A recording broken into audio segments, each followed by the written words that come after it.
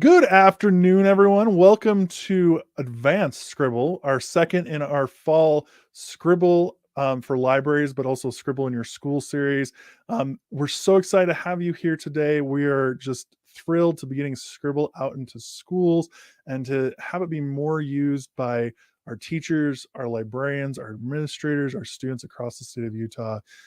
Just so excited. And so today, folks, last week we covered everything you need to know about the Scribble library, getting you into the basics, the big ideas with that, showing you some of the things that you can do with it with your students. This week, what we're going to focus on is part 2 of the Scribble library because there's two hemispheres here that we got to work through. So we got the library that collects all of our research and allows us to write and do annotations and all that great stuff. On the second side, we've also got this thing called the Scribble Toolbar, which is an extension for Google Chrome right now, but in the future, it's also going to be working for Safari that allows us to live annotate any article, any web page out there on the internet. It's so exciting. We're going to show you that live, but also for you as teachers and librarians, we're going to be showing you how to use the classroom and assignment system. So lots of really cool things that we got going on. Before we get too deep, my name is Matt Winters. I am a senior technical trainer at Utah Education Network. I specialize in Google and Scribble, so I'm very excited to be here to talk about this with you today. I've been using it for about 1.5 years, and it's such a fantastic tool for educators. And I'm so excited that I have a guest, a co-host, I guess is a better way to say it, from Utah State Board of Education. This is Davina Sauthoff. Hi, Davina, how you doing? Hi, Matt. I am so happy to be here. I am the library media specialist for the State Board of Education. So I am really excited about Scribble and using it in classrooms across the state. And we've got some fun things to show everybody today. Absolutely. And we got a lot to show people because last time we talked a little bit about like why Scribble's important. And if you're interested, you can go back and watch that video. But today I just feel like I always use the term rubber hits the road with this particular set of ideas that we're going to talk about, the Scribble Toolbar, but then also assignments and classrooms. It just feels like they took a great idea of collecting all your good research and doing stuff inside the library and just amped it up to 11 with everything they're doing here. Yeah. And honestly, I feel like what we're going to go over today is probably the fun part of using Scribble. So last week was more organization and having all of your sources in one place and things like that. But today we're going to get to mark up our research and find the important pieces that are important to us and tag it and highlight and underline and all of those things. So excited to get started. All those great words that we use inside of research, right? Well, that's what Scribble does. It makes it more fun. Exactly. A couple things before we get going too deep. First of all, folks, Scribble can be found at scribble.com. Note the 1B, just so you know. That's one thing that I want to make everyone aware of. It's also going to scroll here at the bottom of the page here for the next few minutes. So if you're interested, you can go ahead and click on or put that into your links and we'll get you all set up. But also, if you're interested in further help in between these sessions or connecting with us, you can go to go.uen.org/lowercase b, uppercase s, uppercase or lowercase r. Those are case sensitive, so make sure you get that correct. We'll put this up at the end of the session today as well. That has all of our resources on it, everything you need to know about Scribble. It'll have these videos and all the content there, so it makes it really easy for you to work with. A couple things about Scribble before we get going. We went through this in the first video, but I think it's really important if this is your first video to know all this. First of all, Scribble is a paid tool through Utah State Board of Education, and it's being helped by UEN. It's all paid up until the end of the 2022-2023 school year for every teacher in the state of Utah and every student. So this is a free tool, but everyone can use it, and it's paid up. And we're looking, Davina and I are both excited to hopefully see that be on the docket this year for continued payment. So what else should teachers know about this, Davina? Well, that every single student, did you say that already? Every single student and educator in the state of Utah has access to it. Did you say that? I want to make sure everybody knows. Everybody. I just want to check and make sure every single student in the state of Utah. Yep, every single student. And we talked about this a little bit last week, but it's kind of like a super app that makes the writing process and all the steps and the pieces, the aspects that make the writing process come together for that final product. It helps organize students where they're curating, annotating, citing, and writing for simpler research. Writing is hard and research is hard for kids. So if we can make it simpler for them, this is a tool that definitely helps them do that. Absolutely. And it's a tool that's compatible with a lot of the software you already use in your classroom, hopefully, or probably. It has a Canvas Canvas LTI system, so it can be plugged directly into Canvas. It has a single sign-on and also some associations with Google and Microsoft. So these are tools that are across the state of Utah. This is just something that, in my mind, it's augmenting the great tech ecosystem you probably already have in your classroom. And so very much encourage you to check it out and know that it'll probably just fit right in with what you're doing already, which is fantastic. So with that said, just a quick review, folks. Scribble.com. I'm going to go there really quickly here, folks. Just to show you again how to log in. So make sure we're all on the same page. So here's Scribble.com. Your students and you will go here and then click in on sign in. You can choose from a plethora of single sign-on services, but I always use Google because that's just what I use for my job. I go ahead and click that link. It'll drop me directly onto my single sign-on page because this is my multiple times signing on. And it'll drop me into my library at Scribble. Now, again, we talked a little bit about this. Scribble is a two-part program. You have the library on one side, which we went through last week, so you can go back and watch that video. But today we're going to talk about our toolbar and then these buttons at the top, which are the assignments and classes. To get the toolbar, hopefully you already have it in your district. It is a Google Chrome extension. And for me, it's up here in the top right-hand corner. It's a little white S on a blue background. But if you don't have that, folks, you need to talk to your tech administrator in your district and get it whitelisted as a tool for you to use. Now, if you are using this on your own as a teacher to kind of get used to it, or if your students are allowed to add extensions, you can click on tools up here and it'll take you to a page to walk you through how to add the Scribble toolbar just right here, ready to roll. So makes it really easy to build and get right into it. With that said, Davina, you want to take it away and show us a little bit about what the Scribble toolbar is and how it can help us to create annotations and build our research? You bet. All right. So I have on my screen here an article that I found on Utah's school online library, which this particular one is Gale in Context Middle School. And this is also a tool that every student and educator has access to in the state of Utah. So we're going to use this article here to learn how to use the Scribble toolbar.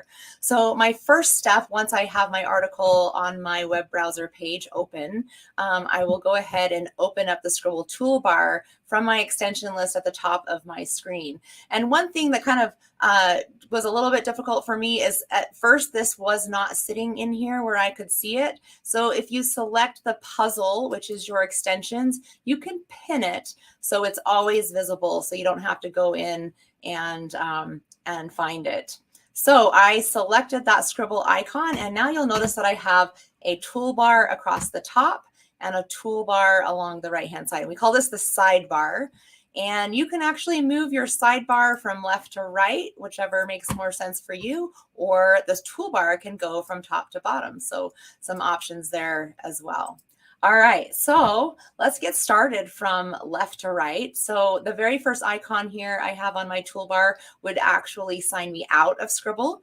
And then this little green check mark here tells me that any changes that I made, and we'll kind of check back on this in just a second, are saved. So a green check mark means I can get out of this screen and I have all of my annotations saved.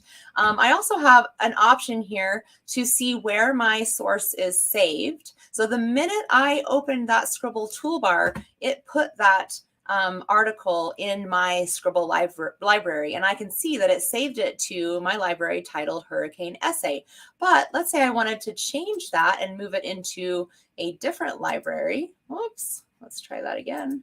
There we go. I can move it so it leaves my Hurricane Essay library and goes to an entirely different library, or I can copy it to a different library so I have it in two places. And you'll notice that when I selected that library icon, it actually opened up my library so I could see my articles, my sources sitting in that library too.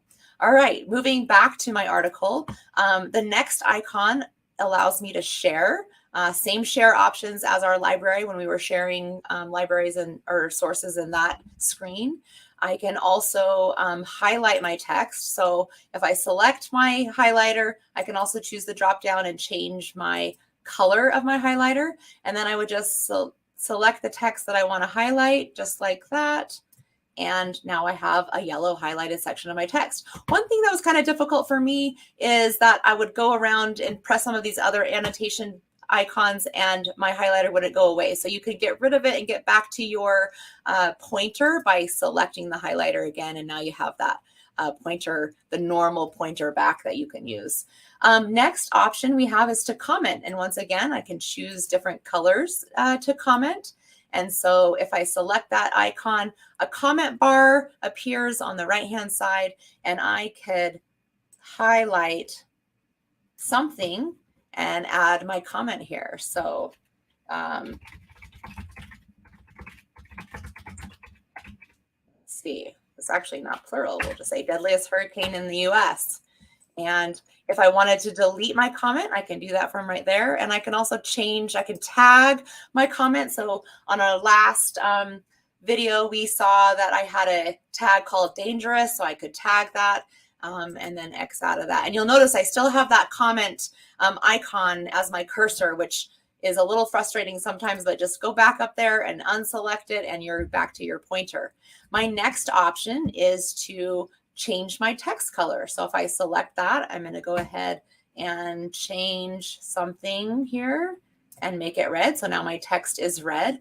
We are inside of Utah's online school library. So just be aware of these texts that are highlighted here already in a different text color, because you can select those and look at definitions and other information in there as well. So teach students to know, to be very particular about what they're highlighting and what they're not highlighting.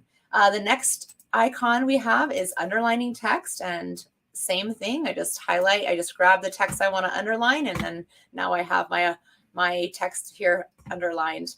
And I can also undo my last and redo my last annotation change if I wanted to as well. All right, moving on. Maybe I want to hide all of my annotations. I might do that if I was comparing something with a friend or a peer. Probably not a tool you use very often, but you have that option. And then you can scroll through your annotations and focus on each one individually. Another really cool option inside of the Scribble toolbar. Now, Gale has this option itself, but if you're on the regular web and you wanted to have Scribble read the text to you, then you could do that. And so considered the costliest hurricane ever to hit the. You notice that I selected my text and then I selected the read text aloud. Considered the costliest and hurricane I can pause ever to it and stop it from reading as well, while if it was a big paragraph or something like that. The other really cool feature is that you have options to translate your website into a variety of languages. And there are quite a few you can see in here as options to translate to. So really good for our English language learners to help them be able to access the information for their own writing. All right, we can also define selected words, and I can report to Scribble any problems that I'm having. So this is our toolbar here across the top. And one thing I'll just quickly show you is if I go now to my library and I pull up that article, let's see, if I select that source right here and I go to annotations, there are all of my annotations that I made inside of that source when I was using the Scribble toolbar to do that. All right. I think we're ready. Yeah. Oh, can I add just two quick things on here? Because yes. I think you covered it amazingly well, but I just want to add two of my favorite features as well. If you go ahead and click on the underlining tool really quickly, the little arrow next to it, you can notice that you can change to bold, italic, strike through, all sorts of things, but also you get your annotation key down there. So you can set up an annotation key for your students or for yourself right there, and it makes it really easy to see what kind of annotations you might be using. But I love being able to use the strike through, because sometimes I don't like an idea and I just want to make sure that that's not something I want there. The other thing I wanted to point out too is if you click on the little ear where we were able to listen to part of the article in the drop down there are read aloud settings for our students so they can change the voice. Now, the voice is accent. So if you have a student who is from another country or speaks another language at home, they can choose an accented English speaker that might help them to understand what's being read to them a little bit more easily. They can also change out down below if you go ahead and click off of that, Davina. Oh, sorry, drop down. Yep. I gotcha. The pitch and the speed as well. So the students can slow it down, speed it up. They can change it to high or low. So it really helps our students to hear and understand the article in the way they want to. So just love those two features alongside all the other great ones you talked about. Well, and I just love that because it just makes learning more accessible to every student wherever they're at, all of these extra features. And one more thing to add about that underlining and the annotation key here, this might be where you have an annotation key that's like themes or topics or supporting evidence, like you're kind of guiding, especially our younger learners that are just starting out with research. That's where you as an educator, a teacher can set up that annotation key to help them walk through the process so that they have a better understanding of what they're looking for as they're reading their sources. Absolutely. I along with that too, like those younger students, like maybe like second, third, fourth grade, something like that. One of the big ideas inside the core is to get them to understand what's the main idea or the thesis of like a paragraph or a story.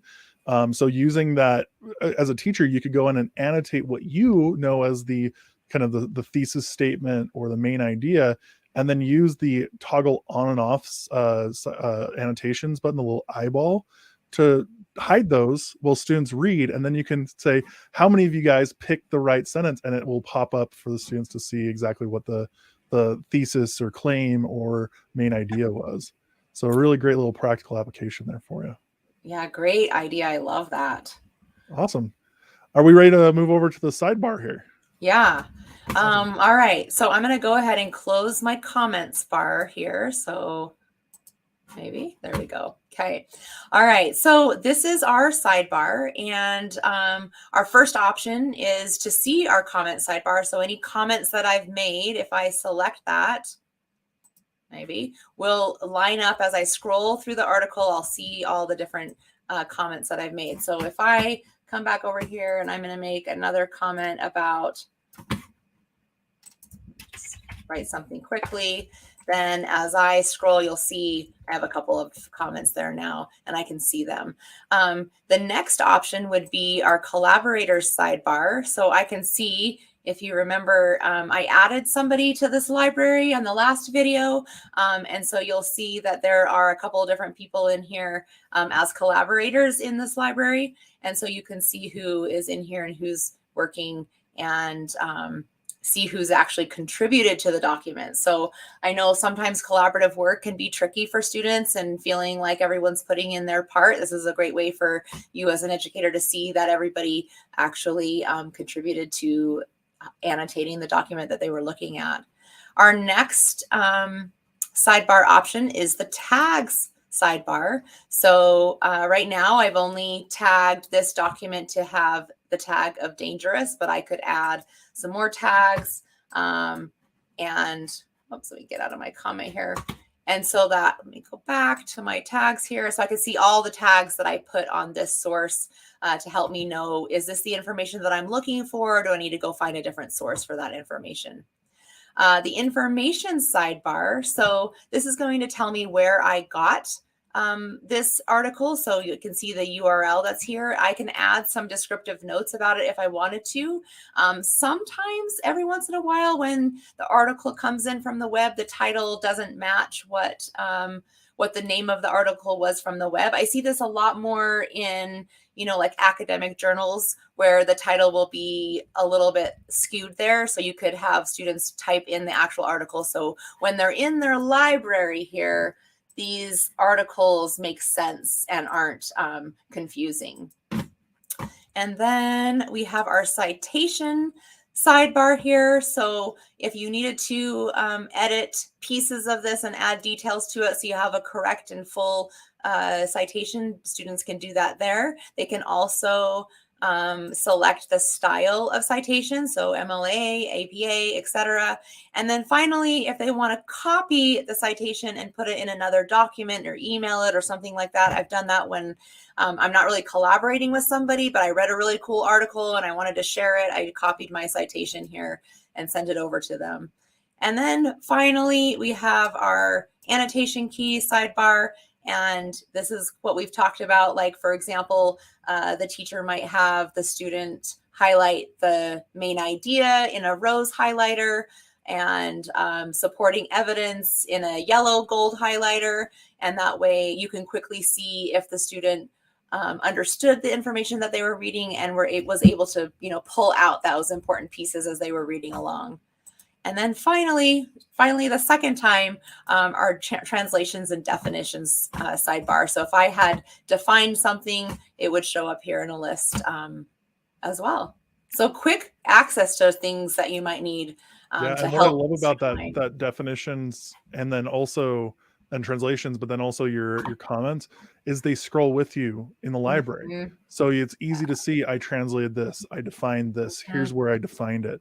Here's where I left that comment. So they make it really easy and accessible for us as students and as educators to find what we're looking at really quickly.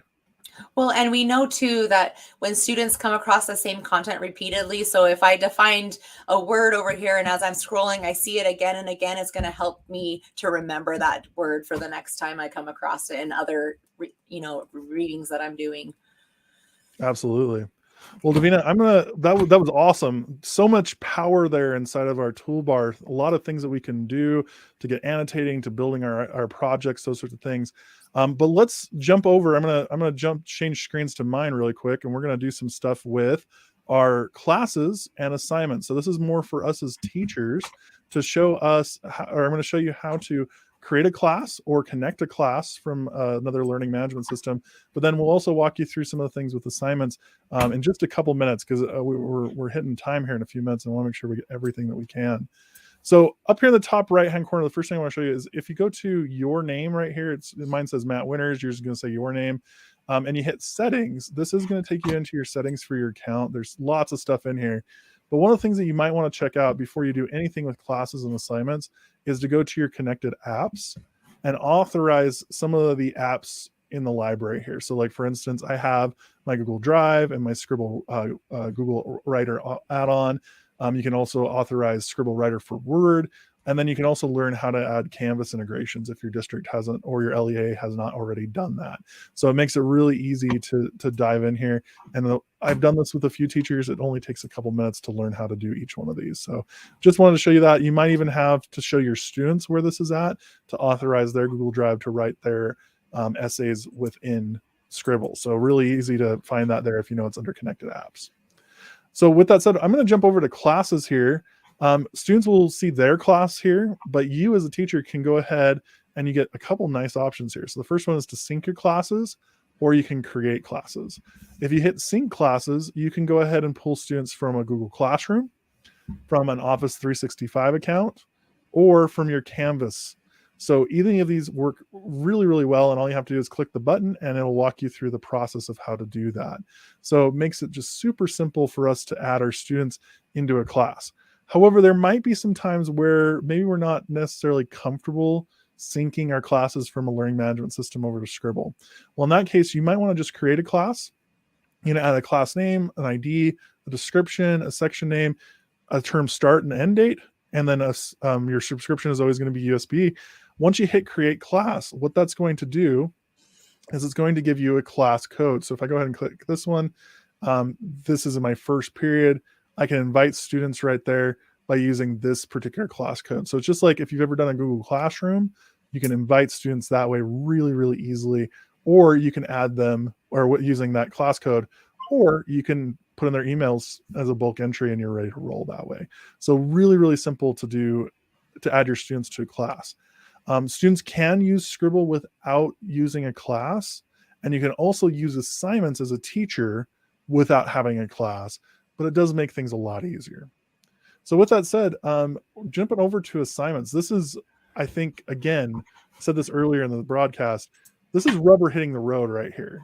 You're going to hit a really quick run through here because there's just so many cool things we can do.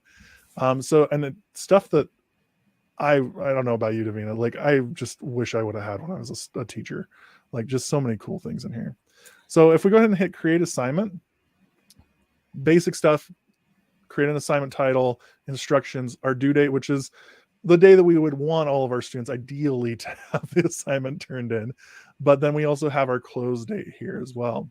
Again, you can distribute the assignment via class, and you can choose that from a dropdown, or you can use a URL code, which when you finish building the assignment, it'll toss you into that and you're ready to roll. Right now, this is a draft assignment because I haven't completed and send it out to students, so that's kind of where it's going to sit. Where the rubber hits the road again is with options and requirements.